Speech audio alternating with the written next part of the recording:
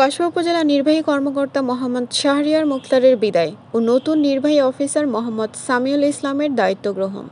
তানভীর আলম ডালির বিশেষ প্রতিবেদন। ফারজানা রশিদ রূপার সহযোগিতায় শুনছেন সংবাদ শিরোনাম। কসবা টিভির ডেস্ক রিপোর্ট। কসবা টিভি, হৃদয়ে বাংলা। এখন বিস্তারিত জানাচ্ছেন আফরোজা রশিদ। কসবা উপজেলা নির্বাহী কর্মকর্তা মোহাম্মদ শাহরিয়ার মুখতারের বিদায় ও নতুন নির্বাহী অফিসার মোহাম্মদ সামিউল ইসলামের দায়িত্ব গ্রহণ করেছেন।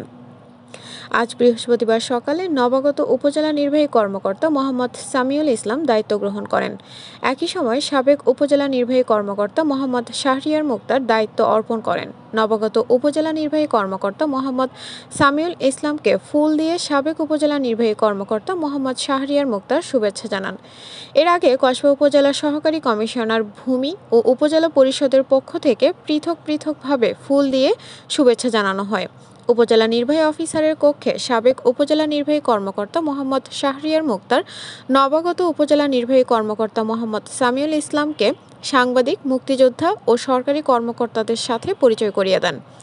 এ সময় উপস্থিত ছিলেন কসবা উপজেলার সহকারী কমিশনার গোলাম সারোয়ার, কৃষি কর্মকর্তা হাজেরা বেগম, কসবা উপজেলা প্রেস ক্লাবের সভাপতি খম হারুনুর রশিদ আলী, কসবা উপজেলা স্বাস্থ্য কমপ্লেক্সের THI ডাক্তার আসাদুজ্জামান, মুক্তিযোদ্ধা শহীদুল্লাহ, উপজেলা নারী অধিদপ্তর কর্মকর্তা ফারজানা রবা, উপজেলা মাধ্যমিক শিক্ষা অফিসার তৌহিদুল ইসলাম, কসবা উপজেলা প্রকৌশলী, কসবা উপজেলা যুবদলের আহ্বায়ক মোহাম্মদ মাসুদুল হক, সাংবাদিক নেপাল চন্দ্র সাহা সহ কসবা উপজেলার বিভিন্ন সরকারি দপ্তরের কর্মকর্তারা উপস্থিত হয়ে নবাগত উপজেলা নির্বাহী কর্মকর্তার সাথে পরিচিত হন। বিদায়ী উপজেলা নির্বাহী কর্মকর্তা মোহাম্মদ শাহরিয়ার মুখতার বলেন, নবাগত নির্বাহী কর্মকর্তাকে সহযোগিতা করার জন্য বিশেষভাবে অনুরোধ করেন। কসবা উপজেলা নির্বাহী কর্মকর্তা মোহাম্মদ শাহরিয়ার মুখতার চট্টগ্রাম বদলি হয়েছেন। নবাগত উপজেলা নির্বাহী কর্মকর্তা মোহাম্মদ সামিউল ইসলাম কুমিল্লা জেলার ব্রাহ্মণপাড়া উপজেলা থেকে বদলি হয়ে কসবা উপজেলায় যোগদান করেন।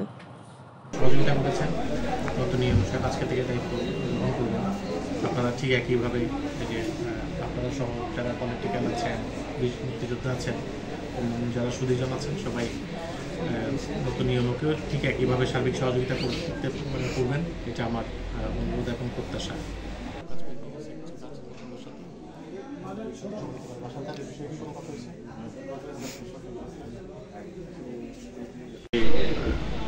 যে বিষয় আছে কিংবা প্রশাসনিক যে স্থিতিশীলতা রক্ষার যে বিষয়টা আছে সেটা অব্যাহত থাকবে।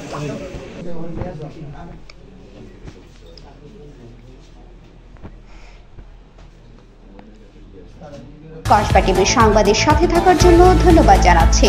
পরবর্তী সংবাদ পেতে আমাদের চ্যানেলটি সাবস্ক্রাইব করে রাখুন।